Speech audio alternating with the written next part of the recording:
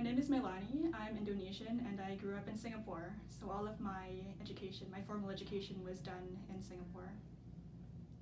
So I come to the Writing Center often when I am looking for help writing in a specific discipline. I remember this one time when I was in an intro to philosophy class and I had to write a Socratic dialogue and had no idea what that meant. So I figured, okay, I feel like it'd be easier for me to talk with a writing coach than the prof, so I booked an appointment, and I found that going through the process of talking out that specific piece of writing with someone that knew what it was really helpful for me. In Singapore, writing is taught as a formula. So since primary school, like since you're basically out of the womb, they teach you that to have a good piece of writing, you need to follow this particular structure. If you're doing an essay, then you have like the intro, 3 body paragraphs, the synthesis, the conclusion. They teach you in each of the humanities that if you're doing a paragraph, we had this Peel structure that we learned in social studies and history: point, evidence, elaboration, and link. So when you were starting out writing for that class, they would give you like a template, and then you would sort of fill in the P, the point, fill in the E, the L, and you would just sort of memorize like essay outlines for exam questions in that structure of writing and sort of regurgitate them when the exam came. They would basically ask, or they would give you different variations of the same questions, and you would memorize content for that and then place them in the writing structure that they had taught you. In secondary school and high school, we were taught to do a lot of research work and project work, and very often we were expected to acknowledge our sources in some way, so whether it was a paper or an oral presentation. But they didn't really teach us how to cite. Most often it was acceptable simply to like have the URL link at the end of the paper or the presentation. And there wasn't much, other than don't use Wikipedia, there wasn't much guidance on what kinds of sources to use, either how to check for credibility and all that. Ironically, actually, we learned a lot about credibility of sources and of speakers in social studies as you're evaluating a given source, but they never really applied that to research work and research writing and project work outside of the social studies class context.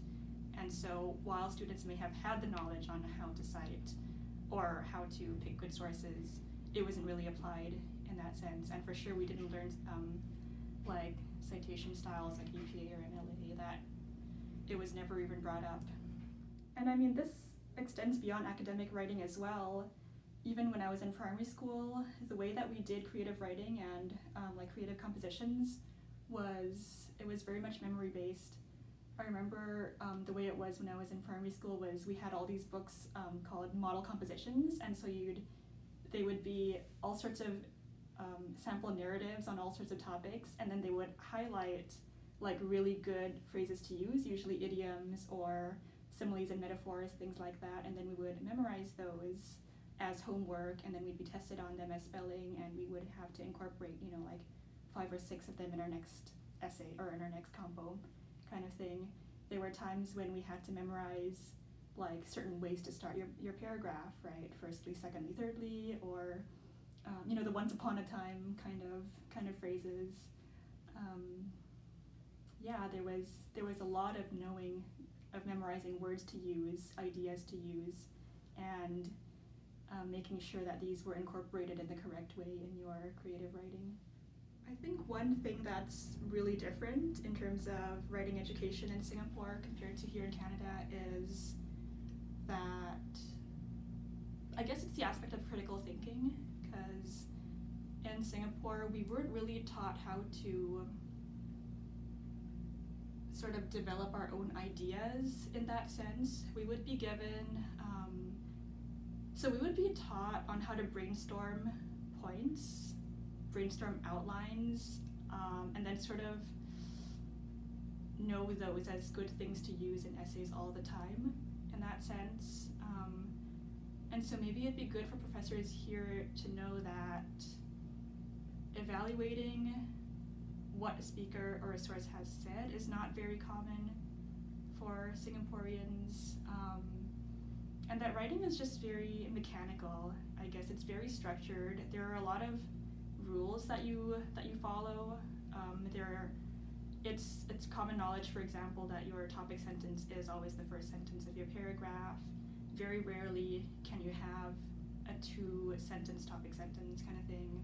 You always have to have a concluding sentence, which is the link to your next sentence or start of your next paragraph kind of thing. And especially if you've taken certain humanities, like in my case I took Southeast Asian history, and we were taught that we have to write a synthesis paragraph at the end. This means that for a lot of Singaporean students, the emphasis is more on meeting the requirements of the essay and not the actual content itself. And so I learned how to write very bad, but nonetheless existent synthesis paragraphs. And for a lot of students, if you have all these elements, then that's good.